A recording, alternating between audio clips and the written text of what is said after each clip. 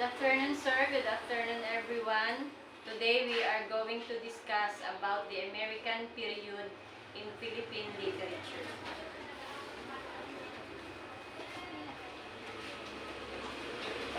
Welcome to our topic, American period.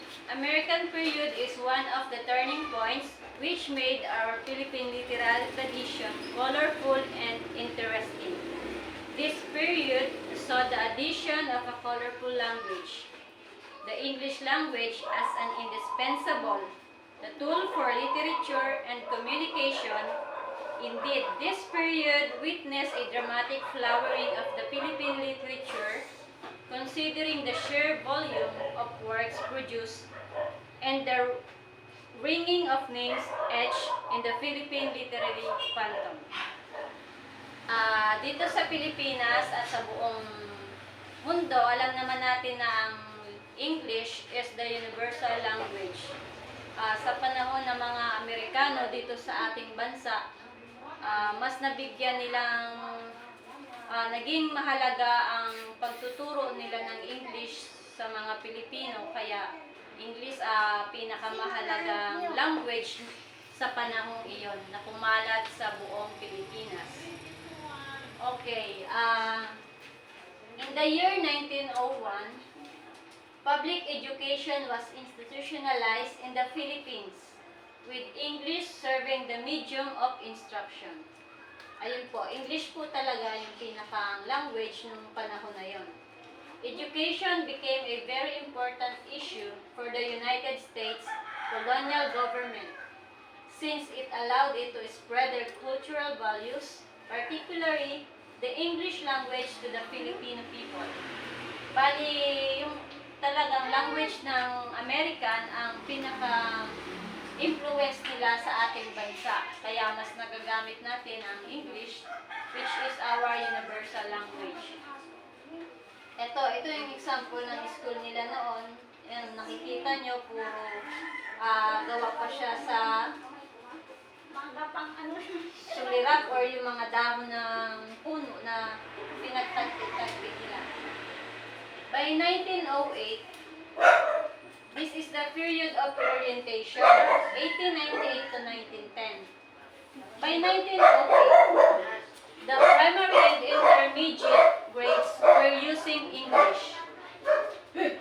It was also about this time when UP, the forerunner in the use of English in higher education, was founded. Ayan po, by 1908, primary and intermediate grades were using English. Para English na po talaga yung ginagamit nila noong the year 1908. By the year 1910, a new group is started to write in English. Hence, Spanish, Tagalog, the vernaculars, and finally, English were the mediums used in literature during these times. The writers in Tagalog continued their lamentations on the conditions of the country and their attempts to arouse love for one's native tongue. Ayan po, by 1910, isang bagong grupo ang sinimulan nila para sumulat ng English.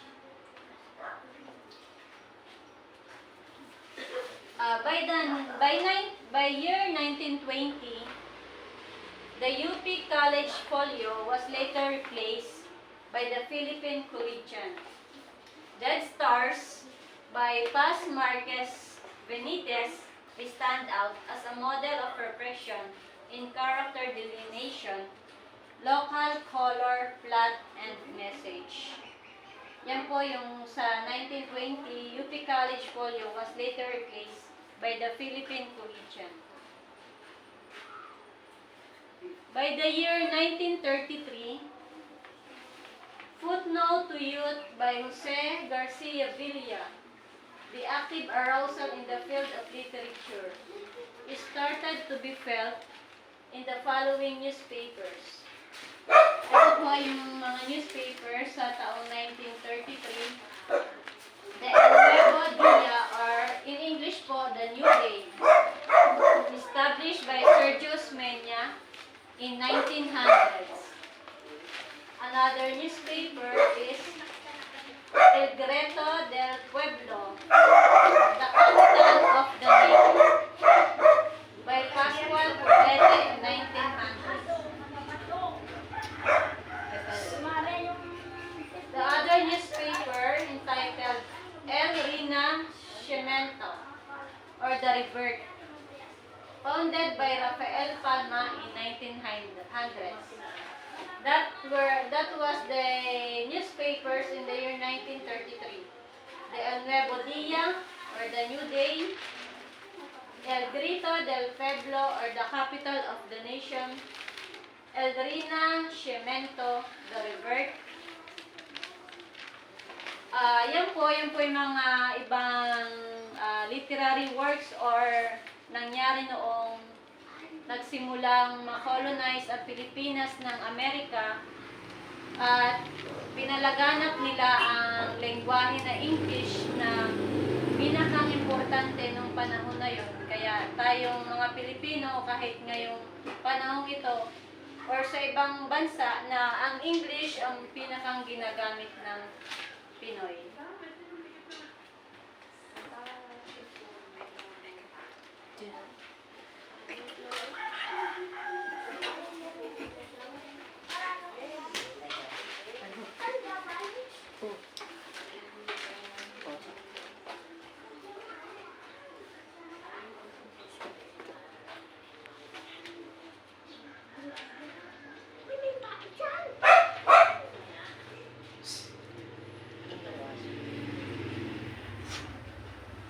With the founding of Philippine Writers League in 1936, Filipino writers began discussing the value of literature in the society they live in.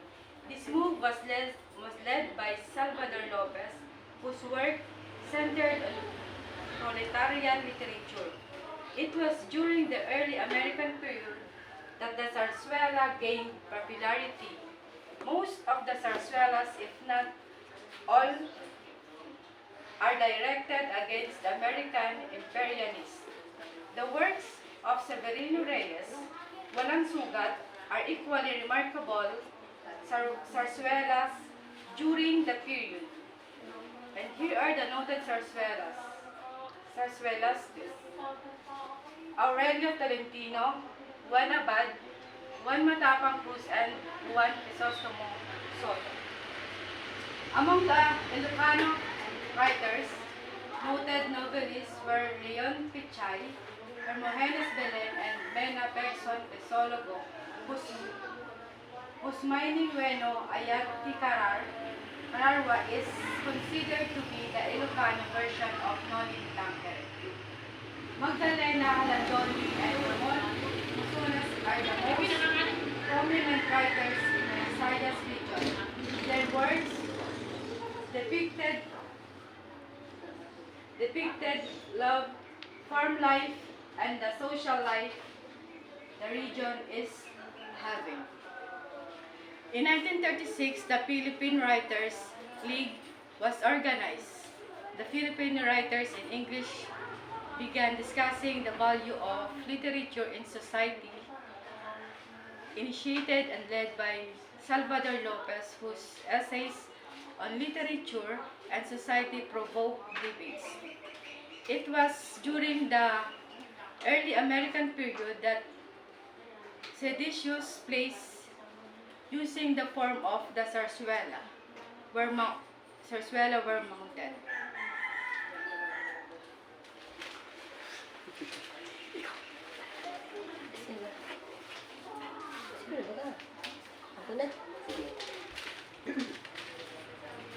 Literature in English. The period of the orientation in 1898 to 1910. The period of education of 1910-1924. The period of self-discovery and growth.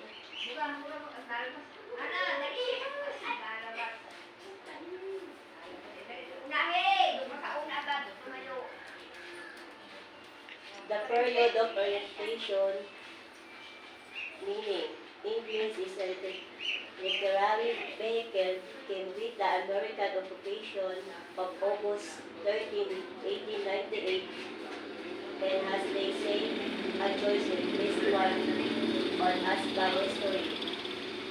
The period of invitation in 1910 to 1924, meaning by 1919, the UP College Polco published the literary computation of the first Filipino writer in English. The period of self-discovery and growth, meaning by this time Filipino writer has acquired the mastery of English and writing. They know competently wrote in that for a subject, although the old time and favorite of love in youth. Finish they went into all form of writing like the novel and the drama. Others writer in Spanish. Adelina Guerra as first woman poet in the Philippines who was good in Spanish. She obtained the Noble Prize in El Nido. Isidro Marpori became famous for his books entitled Aroma de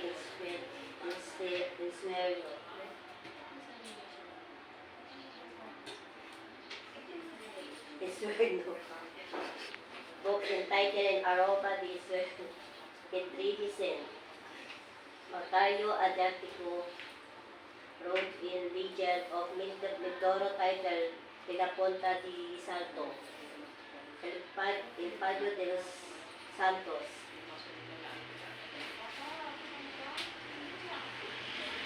And literature in English and for you.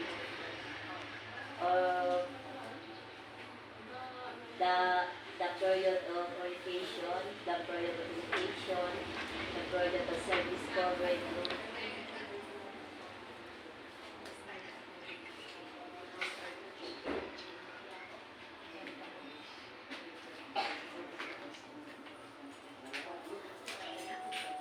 The American period.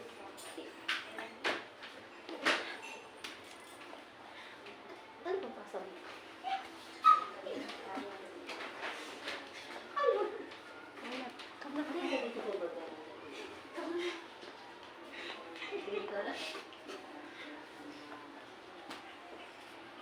American influence in Philippine literature. How did American influence on Philippine literature? Philippine literature during the American rule was influenced by two factors. First of which is education. Many were given the chance to study English was used as the language of instruction. So nung ang impluwensya daw ng Amerikano sa Philippine literature ay ang pagtuturo ng edukasyon. Di katulad daw sa Spanish na the foreigners were willing to teach their language to the Filipinos. Free education served as the stepping stone for others to improve their social status. So that di katulad daw ng Spanish na nagtuturo sila sa mga Pilipino ng lengguwahe nila upang tumaas ang kanilang status, social status. Early literary works in English showed styles of which is American. Can also be seen that writers who just started learning English cannot fully showcase their talent because of the lack of mastery of language.